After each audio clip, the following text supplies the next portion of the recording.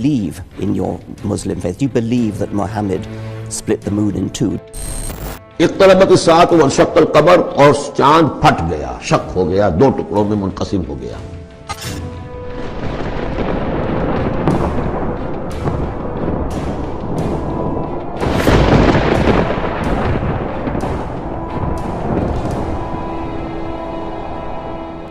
ये सब जादू है।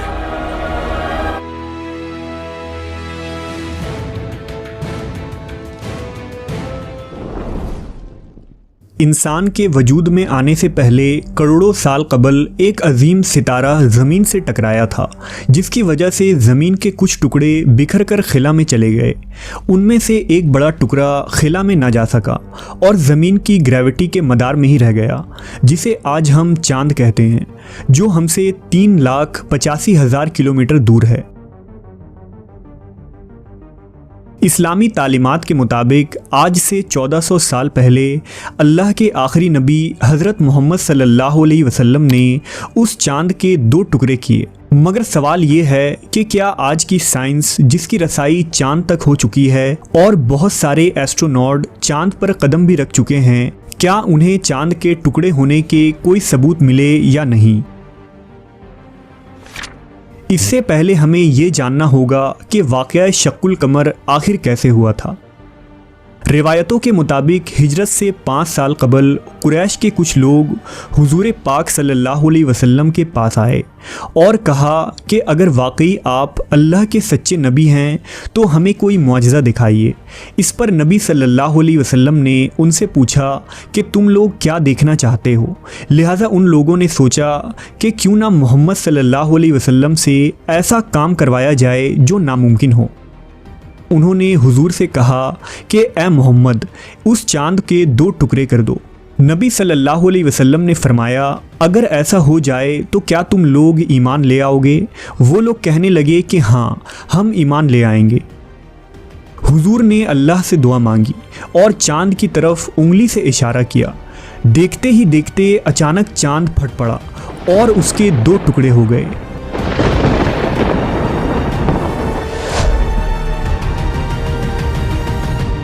यहाँ तक कि लोगों ने जबल हर्रा को उसके दरमियान देखा, यानी चांद का एक टुकड़ा पहाड़ के उस तरफ और दूसरा टुकड़ा पहाड़ के इस जानिब था।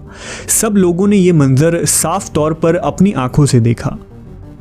फिर मोहम्मद सल्लल्लाहु अलैहि वसल्लम ने फरमाया, लोगों देख लो, याद रखना और गवाह रहना। इसके बाद आपने अपनी उंगली से चांद की तरफ इशारा किया और वो देखते ही देखते पहले की तरह जुड़ गया। मगर कुफ़ारे मक्का ने इतना बड़ा मुआजिज़ा देखने के बाद भी कहा कि ये तो सिर्फ मोहम्मद का एक जादू है। इनमें अबू जहल भी शामिल था। मगर कुरैश के कुछ अक्लमंद लोगों का ख्याल था कि जादू का असर सिर्फ हाजिर लोगों पर ही रहता है, इसका असर सारी दुनिया पर नहीं हो सकता।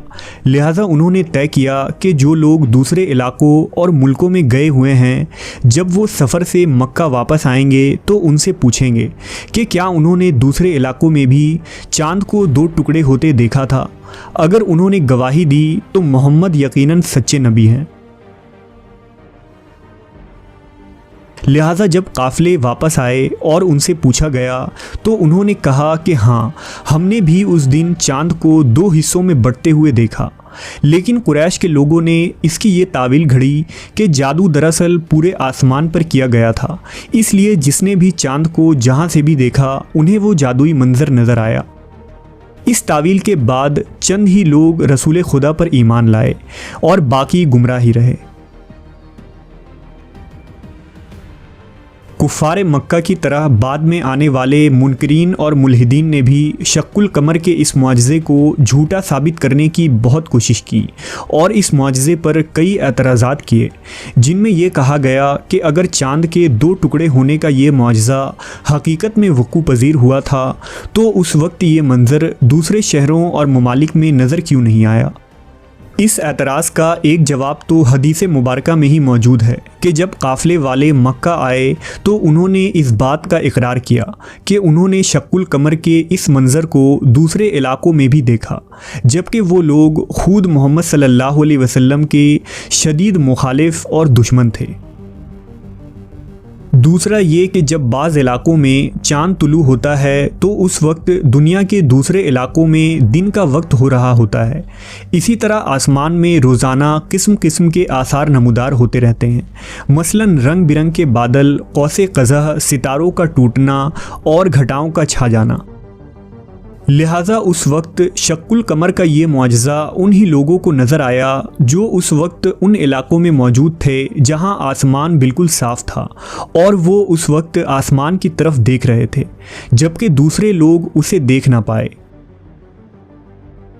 इसके बावजूद शक्कुल कमर के इस मुआजिज़े को उस वक्त दुनिया के कई मुल्कों में देखा गया था और इन्हें दस्तावेज़ों में महफूज भी किया गया, जिनमें हिंदुस्तान सरे फहरिस्त है। मसलन इंडोनेशिया के एक इलाके मालाबार के बादशाह ने चांद को 2 टुकड़े होते देखा था, जिसका नाम चक्रवती फार्मस था। उसने इस वाक़े को एक दस्तावेज़ की शक्ल में लिखवा दिया था, जिसके रिकॉर्ड आज भी मौजूद हैं। इसी तरह जनूबी हिंद के एक राजा चिरामन पेरुमल ने उस रात अपने महल से चांद को 2 हिस्सों में बंटते देखा था और बाद में उन दोनों बादशाहों ने इस्लाम कबूल किया था। इसके अलावा हिंदुस्तान के अलवर के मुजस्समों में एक ऐसा मुजस्समा आज भी मौजूद है जिसमें एक तहरीर लिखा है कि इस मुजस्समे को उस वक्त बनाया गया जिस वक्त चांद 2 हिस्सों में तकसीम हुआ था। ये तमाम वाक़यात और मज़ीद तफ़सीलात लंदन में वाक़े इंडियन ऑफिस लाइब्रेरी के पुराने आर्टिकल्स और डॉक्यूमेंट्स में आज भी मौजूद है।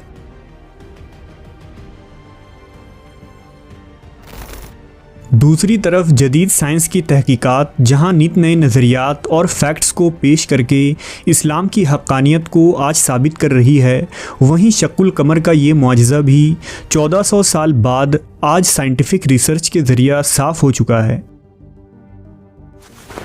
दरअसल साल 1680 में एक रियाज़ीदां और माहिर फ़ल्कियात डोमेंसियो कैसिनी ने चांद को बहुत डिटेल से स्टडी किया और चांद की एक तस्वीर बनाई। उसने इस तस्वीर में चांद के दरमियान एक लकीर बनाई थी, लेकिन वो खुद इस लाइन की हकीकत से अनजान था। दरअसल ये शक्कुल कमर के मुआजिज़े का वो सबूत था जो पहली बार किसी गैर मुस्लिम साइंसदान ने दुनिया के सामने पेश किया था। इसके 200 सालों बाद नासा ने चांद की तस्वीर जारी की और कैसिनी और जदीद तस्वीर का मवाजना किया गया तो दोनों में ये लकीर मुश्तरका पाई गई। चुनांचा साइंसदान मज़ीद रिसर्च में लग गए कि ये चांद पर लकीर किस चीज़ की है। जैसा कि अल्लाह रब्बुल इज़्ज़त ने फरमाया है कि तहकीक करो मेरी तख्लीक़ात में, इसमें निशानियां हैं अक़ल वालों के लिए।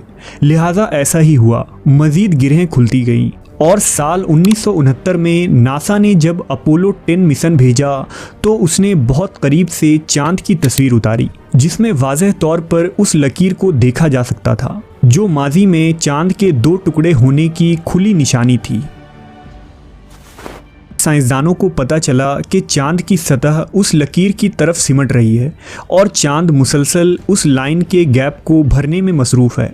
हाइपोथेसिस के मुताबिक माजी में एक बार चांद की जिसामत में कुछ कमी वाक़ई हो चुकी थी और चांद पर मौजूद वो लाइन उसी वक्त वजूद में आया था जब चांद 2 हिस्सों में तकसीम हुआ था, जिसे आज भी वो लकीर पुर करने की कोशिश कर रही है।